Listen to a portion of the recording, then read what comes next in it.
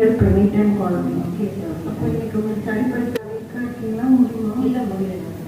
சரி, அப்போ 13வது பாடம் தான் எனக்கு திருப்பம் நம்ம டிஸ்கஸ் பண்ணோம் இல்லையா?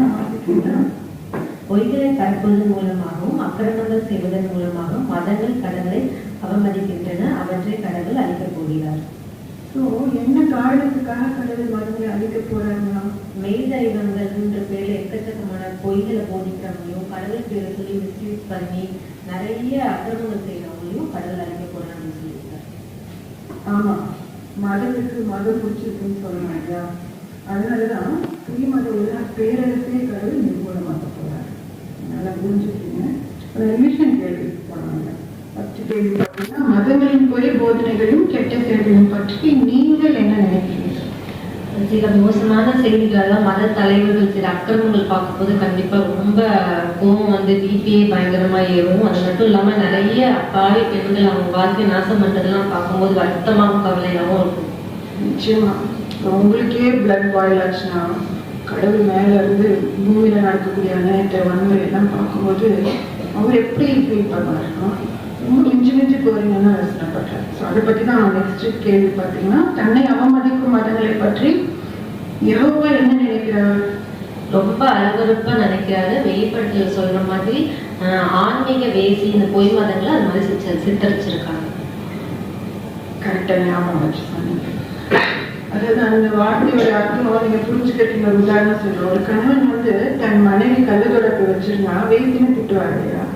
ஸோ அந்த மாதிரிதான் கடவுள் வந்து தனக்கு உண்மையில்லாத மதங்களை வந்து தனக்கு துரோகம் பண்ண மாதிரி நினைக்கிறார். ஆன்மீக விதத்துல ஆன்மீக வேசின்னு கலெக்டிவா எல்லா பொய் மதங்களையும் அதனாலதான் திட்டுறாரு. அடுத்த கேள்வி வந்து, அப்படிப்பட்ட மதங்களை அவர் என்ன செய்ய போறாரு? எந்திரக்கல்ல வந்து ஆழ்கடல்ல போய் போட்டா அது எப்படி திரும்ப தலை தூக்க முடியாதோ அதே மாதிரி எல்லா பொய் மதங்களையும் கடவுள் அழிக்க போறாரு. கரெக்ட். அந்த பண்டைய காலத்துலலாம் இவன் 100 கிலோ கூட இருக்குமா அப்படிப்பட்ட திருக்கைகள் சொல்லணும். ஸோ யோசிச்சு பாருங்க, அதை தூக்கி கடல்ல போட்டா கடல் ஆழத்துல கடல் பெட்ல போய் உட்காந்துடும், தலை தூக்கவே தூக்காது. ஸோ அது மாதிரி இனிமே பூமியில பொய் மதங்களே தலை தூக்காத மாதிரி கம்ப்ளீட்டா அதை அழிக்க போறேன்னு சொல்லியிருக்காரு. அதனாலதான் நம்ம என்ன நினைக்க கூடாதுன்னா, நான் பிறந்த மதம் தான் உண்மையானது நினைக்கவே கூடாதுப்பா. இப்போ ஃபார் எக்ஸாம்பிள், இப்போ நான் பாகிஸ்தான்ல பிறந்திருந்தா முஸ்லீம் பெண்ணா தான் வளர்க்கப்பட்டிருப்பேன் இல்லையா? இந்த கோயம்புத்தூர்ல பிறந்ததுனால இந்து மதத்துல வளர்க்கப்பட்டேன். பட் நான் ரொம்ப ஸ்டப்பானா இதுதான் உண்மையான மதம் தெரிஞ்சிருந்தா எதுவுமே வேற எதுவும் ரிசர்ச் பண்ணாம இருந்திருந்தா எனக்கு சத்தியமாக எதுனே தெரிஞ்சிருக்க சான்ஸே கிடைச்சிருக்காரு இல்லையா? ஸோ அதனால நீங்க கூட என்ன குறிக்கோள் வைக்கலாம்னா, மீட்டிங்ஸ் வரீங்க இல்லையா, ஒவ்வொரு வாட்டியும் ஒரு சிஸ்டர் கிட்ட ஜஸ்ட் கேஷுவலா பேசி பாருங்க. நீங்க ஏன் வந்து நீங்க பிறந்த மதத்தை விட்டு வெளியில வந்தீங்க, ஏன் யெகோவான்னு சாட்சிக்கிறானீங்க அப்படின்னு நீங்க கேட்டீங்கன்னா ரொம்ப இன்ட்ரெஸ்டிங்கான அனுபவங்கள் உங்களுக்கு கிடைக்கும். அப்புறம் அதுக்கு கீழே பாருங்க, அழுத்தி பாருங்க பகுதி இருக்கு இல்லையா, அங்க ஒரு ஆன்லைன் கட்டுரை ஃபர்ஸ்ட் கட்டுரை அதை டச் பண்ண ஒரு டைட்டில், எல்லா மதங்களும் ஒன்றுதானா, அவை கடவுளிடம் மக்களை வழி நடத்துதாங்க. இந்த கட்டுரை பார்த்தீங்கன்னா ஏன் இதை பப்ளிஷ் பண்ணிருக்காங்க, ஜெனரலா எல்லாருமே என்ன சொல்லுவாங்கன்னா, மெஜாரிட்டி என்ன சொல்லுவாங்கன்னா, எல்லா ஆளும் ஓடி கடலை தானே சேருது. அந்த மாதிரி நீங்க எந்த மதத்துல இருந்தாலும் நோ ப்ராப்ளம் ஓகேன்னு மக்கள் நிறைய பேர் சொல்லலாம். ஆனா பைபிள் அப்படி சொல்லல. ஏன் அந்த 2வது பேராப்படியும் பொய் கடவுள்களை வணங்குவது வீணானது என்றும் அவை ஒன்றுக்கும் உதவாதவை என்றும் பைபிள் சொல்கிறது.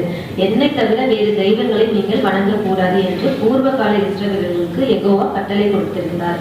இஸ்ரவேலர்கள் ஏற்ற தெய்வங்களை வணங்கிய போது மற்ற தெய்வங்களை வணங்கிய போது அவர்கள் மேல் யெகோவாவுக்கு கோபம் பற்றி கொண்டு வந்தது. ஆமா, இதுக்கு கூட ஒரு உதாரணம் சொல்றேன். இப்போ எங்க அப்பா வந்து நான் வந்து அவரை தான் அப்பான்னு சொல்லி கூப்பிடணும்னு எதிர்பார்ப்பேன். அது நியாயம்தான்.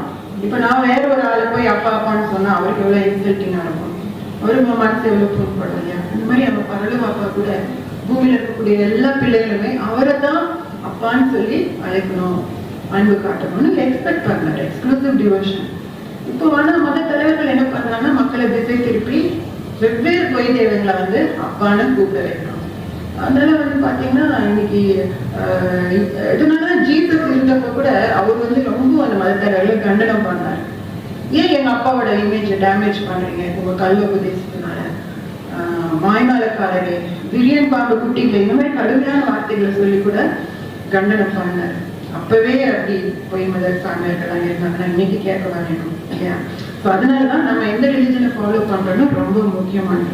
இப்போ விக்டோரியா உங்களுக்கு நான் ஹோம்ஒர்க் தரேன். இப்போ நம்ம பாதிதான் படிச்சோம், அந்த கட்டுரையெல்லாம் இருக்கு.